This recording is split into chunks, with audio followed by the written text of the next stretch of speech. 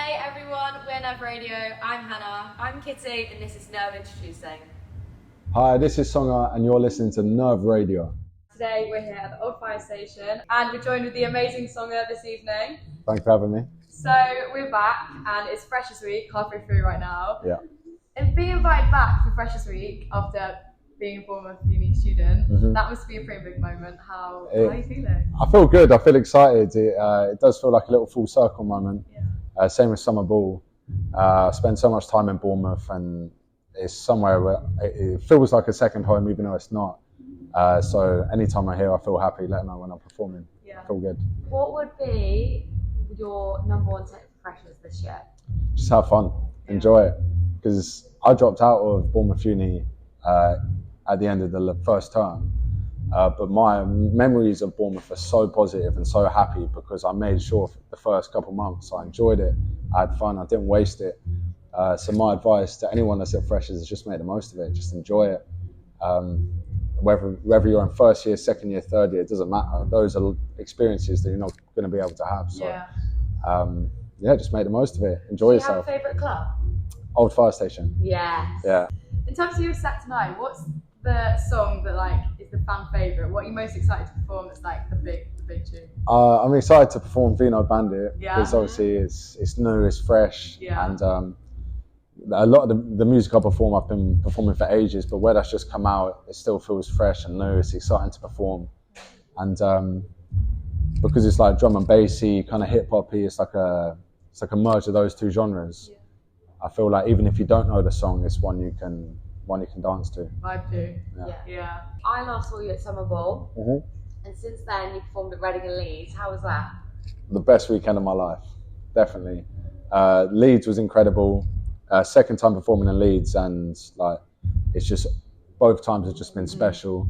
And it was like the first time I've performed at some cool festivals this year, but Reading and Leeds, I grew up going to Reading and Leeds, so it just felt like, okay, this is happening.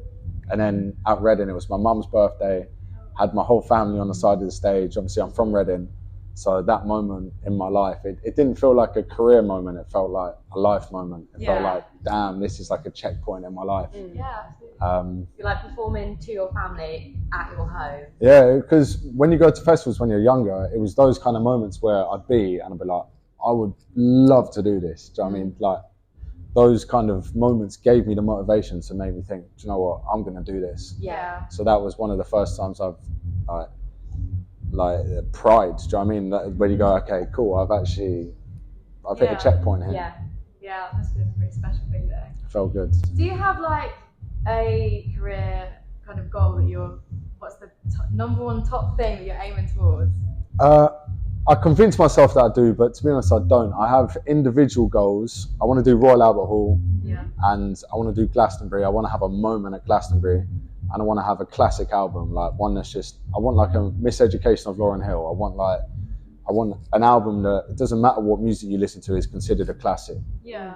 But other than that, it's basically just being able to live my life in a way I want to live my life with people that I love in my life, and that's my biggest goal, really. That's that. I wish I had some level of success I wanted to reach, but I don't. If I can make enough money and stuff through music is something I love, to be able to live a life that I enjoy, then I'm happy with that, definitely. So you're going to be touring in New Zealand and Australia. Yeah. What are the excitement levels at the moment? Yeah. Sky high, because we literally go in 8 days. Wow. And it's a part of the world I've always wanted to see, regardless of music. And when we did the Europe tour, the thing after it finished where I was like, okay, it was just the most perfect way to see Europe, because you do it, you have 2 days at a time, you see the city, you go out, you have a drink, you come back, you wake up, you do a show, you move, and it just felt so perfect. And to be able to do that in New Zealand, Australia, it's a dream come true, I won't lie. Do you have any pre-show rituals or anything that you have to do just before you go on? Yeah, I tell everyone I'm with that I'm nervous and everything's about to go terribly. Pace the room about 10,000 times. But nah, not really. I just try, Cam, my DJ, I like to be around him because I know he's going to be on stage with me, to be able to talk through things, speak to my girlfriend, make sure she's feeling okay, and just basically making sure the people around me are happy, and it makes me feel a lot more okay, even if this doesn't go great, it's going to go great. Yeah.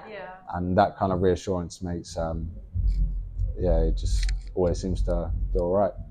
Do you still get like nervous even now when you've done I get so nervous, nervous, like too nervous. Like even if I'm performing in front of like 4 people, like I put too much pressure on myself in the fact that I want everybody that sees me perform to go, that's one of the best shows I've ever seen. Yeah. I put that pressure on myself, and I get nervous about the pressure. It's just self-sabotage, really. But then the feeling after the show feels so much better because I was nervous before. Yeah. It's like that sigh of relief, like, oh my goodness, I know I can do this. Yeah. And you work yourself up before, and then after you're like, what was even the point? Yeah. And part of me wishes that I didn't get nervous and I could just go out there like it was nothing. But part of me enjoys the fact that I feel nervous and put so much pressure on it because the end result feels better. Yeah, there's more rewarding in a way, isn't it? Exactly. Yeah. Is there anything in the room that you have to have with you? Like you have to ask, like, can I have this specific item? Like on a rider. On a rider, Disaronno before the show, red wine after the show, and we put a scented candle on there as well. Ooh. But that's because I take them home, I collect them. I like having a candle for every different venue. Oh, that's so really cool. Your one performance would be from B&M. Yeah, hopefully. I haven't even checked if there's a candle yet. And on tour we put scratch cards as well. Oh, that's fun. Yeah, like because if it's going to be a good night, I'd want like a little scratch card to be lucky. Good luck.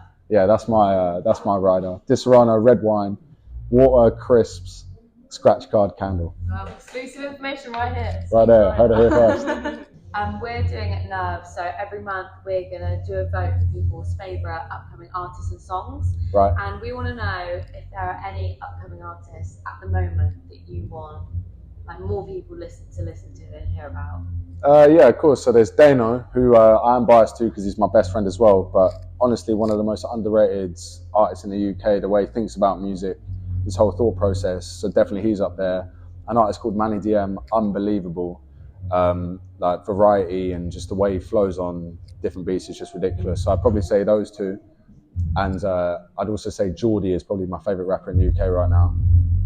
Like, I love his music to pieces. And yeah, those would be my 3 that I'd say you should definitely keep an eye on, because if you don't, everyone else will, and then you'll just be late to the party. Yeah. I think the album's called SMH, Shake My Heads. There's a song called Crinkum Crankum, which is hard as, I was going to swear, but hard as anything. Yeah. And yeah, he's one of his brethren, I think it's called El Cheeks. They've got a few songs together which are just ridiculous. I'd listen to all of them for sure. Thank you. Yeah, so thank you so much for joining us today. You're welcome. Thanks for having me. Having you, and yeah, we love having you back in Bournemouth. So. Always a pleasure. Thanks for having me.